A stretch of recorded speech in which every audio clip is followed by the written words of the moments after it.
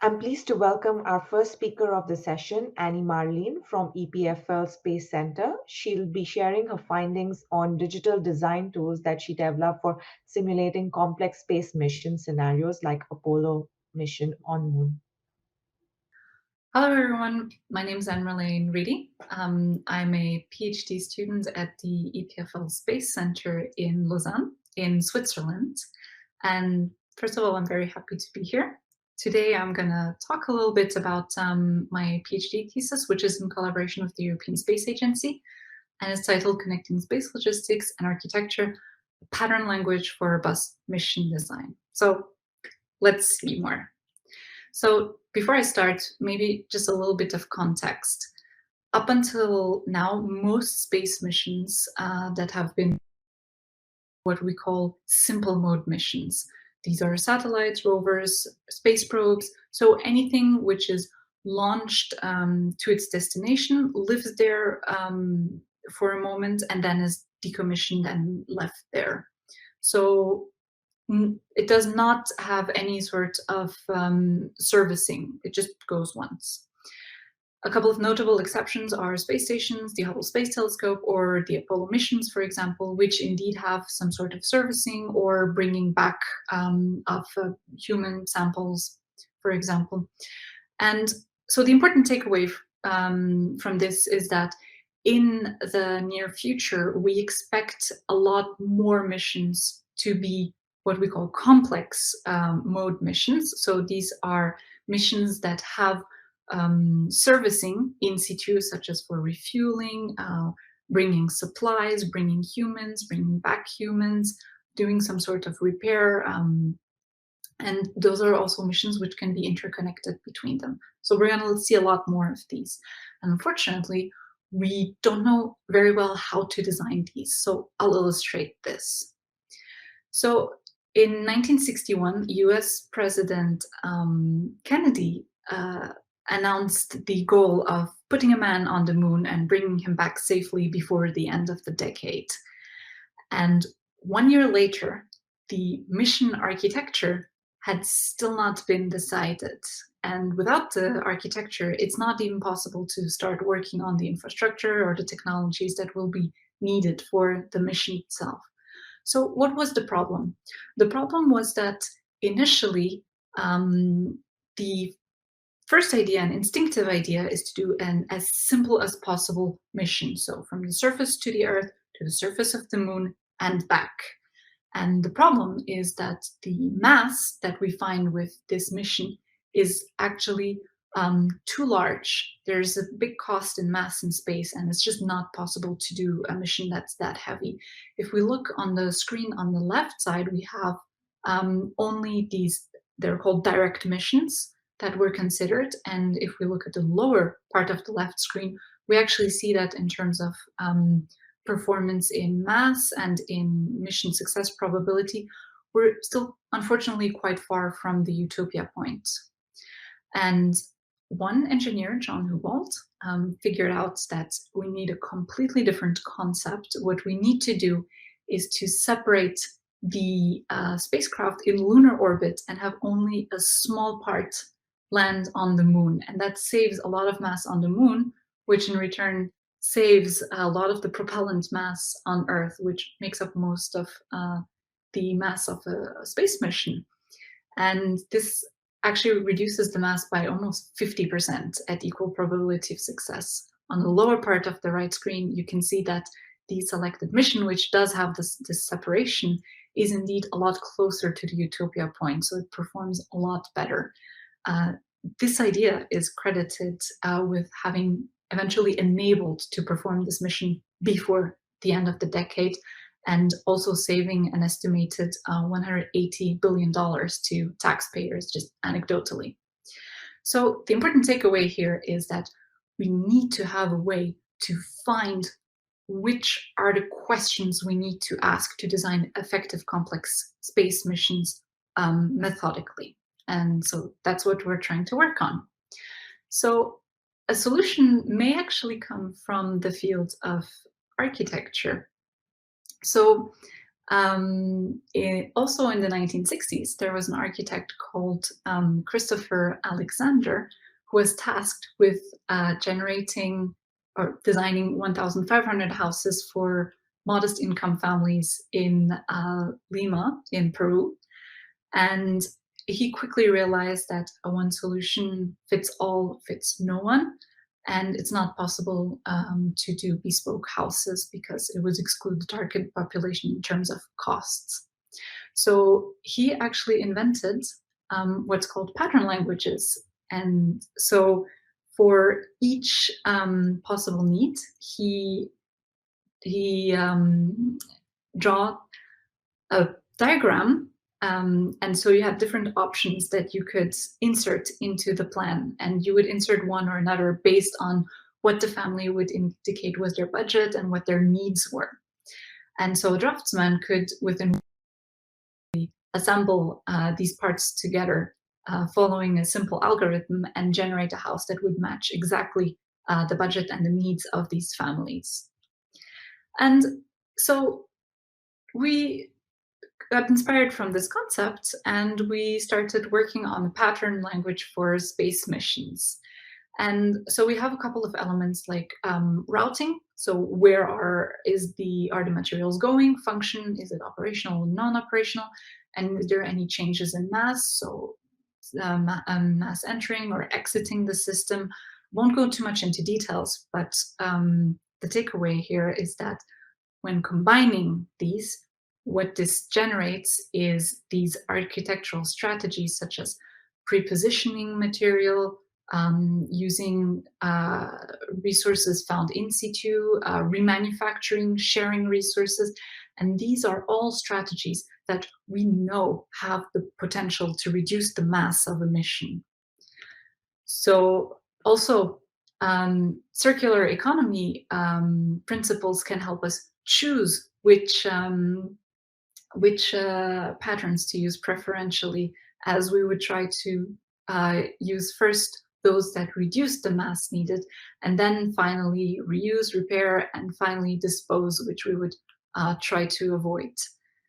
And so finally, we try to recreate the Apollo case using these patterns. So what we see here is a couple of mission candidates that have been generated for the same objectives using the proposed pattern language. And the four at the top are actually the main options that were considered by the team, which can be shown with these patterns. Again, I won't go too much into detail, but each pattern is linked to inherent quality, and so the patterns can be used to very quickly generate estimates for mass and for risk, for example. So this can be done automatically depending on which pattern is or isn't in each candidate. And what we find here is that indeed the solution with here shown in green with the separation of the spacecraft in lunar orbit does perform best. It is the closest on this chart to the utopia point. And what we also find is that when using the diagrams, we can actually very quickly recreate the configuration for the Saturn V and Apollo launch vehicle. So this means that these patterns also are inherently linked to the infrastructure that will be needed. And so here, this is actually the diagram for the mission that has been chosen. What we see is that these questions here shown in green, these Hubble types of questions, they do appear naturally in the use or non-use of certain patterns. That means that if we generate the missions using these patterns, it is equivalent to asking these Hubble types of questions methodically.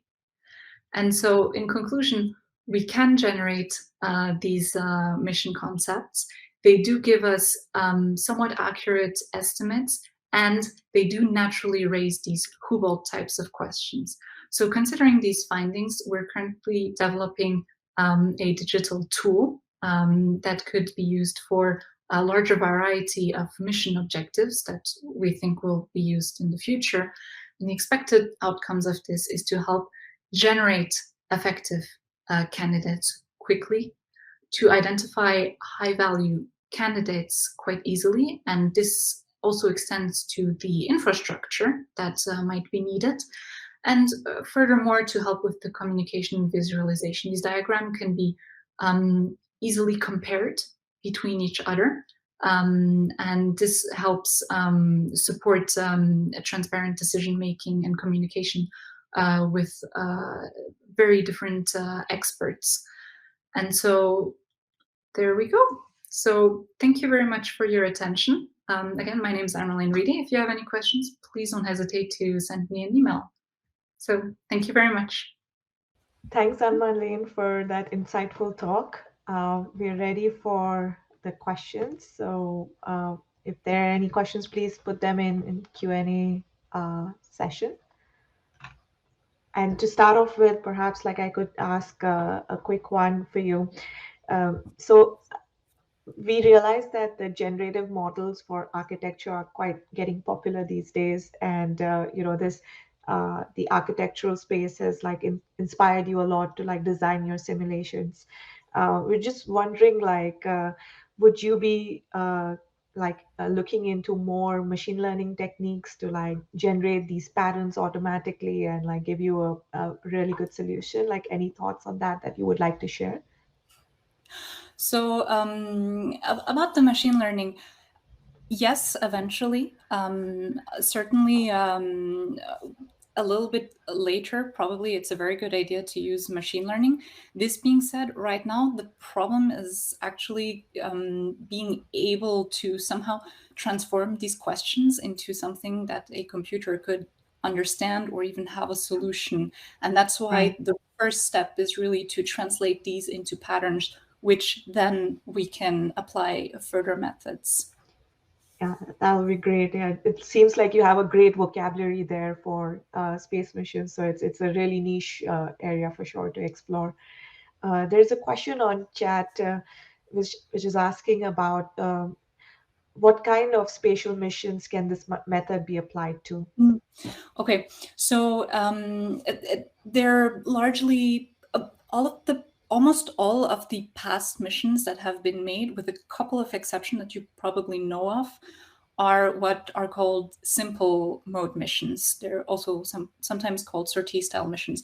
So think about satellites, for example, or space probes, which are sent out into a destination, then they operate there and they're left there. And essentially, these all have the same mission concept. But in the future, what we're going to have is more and more of complex mode missions which use on-orbit servicing. So that can be in situ refueling, that can be in situ repairs, inspections, resupplying, for example. It can be assemblies, disassemblies, any type of construction. And we're going to have a lot more of these missions. And these are exactly the ones we don't really know how to design the mission concept for. So that would typically be the population of missions this would be applicable to. Wow, that really sounds like a wide range and a very helpful tool to have for sure.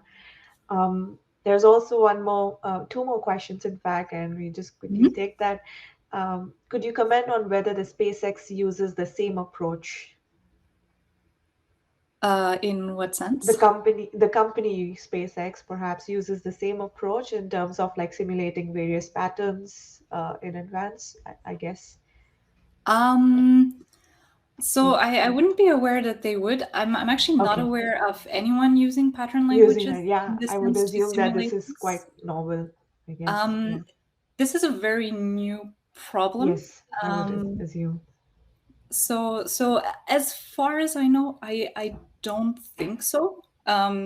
Certainly, I didn't get inspired from SpaceX specifically Sure. Yeah. for Yeah. this It's method. Um, then what they eventually do is always behind the scenes is difficult to say for right. sure. Sounds good. All right. There's one more question that we have time for, and that's how did you generate all patterns? Can you explain more in the application in the short future? Yeah. Those are two questions, correctly? Yes, two-part questions. Okay. Yes. So let's take the first one. So how do you generate all the patterns, perhaps? Yeah. Okay. So what I'd have to say is I'm currently still relatively in the beginning of my PhD. So what I've shown today is more of a first idea of a pattern language, but this still needs to be consolidated and tested over time. But as of right now, what I did basically is I listed all of the solutions that I know from architecture and I have already used during architecture projects. And I've been just listing these out and trying to draw them also and just finding which concepts reappear. So there are a couple of concepts such as direction, location, usefulness of a flow of material which come up.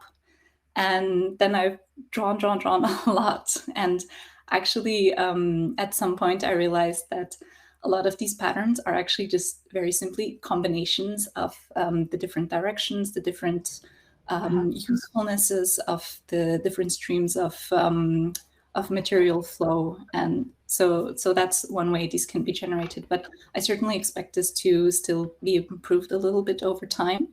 And can you just say the second question again? Yes. So the second question was, I actually, can you explain more in the applications in the short future? I think you already covered that. So, but yeah, if you have more comments, yeah, we have less than 1 minute. Yes.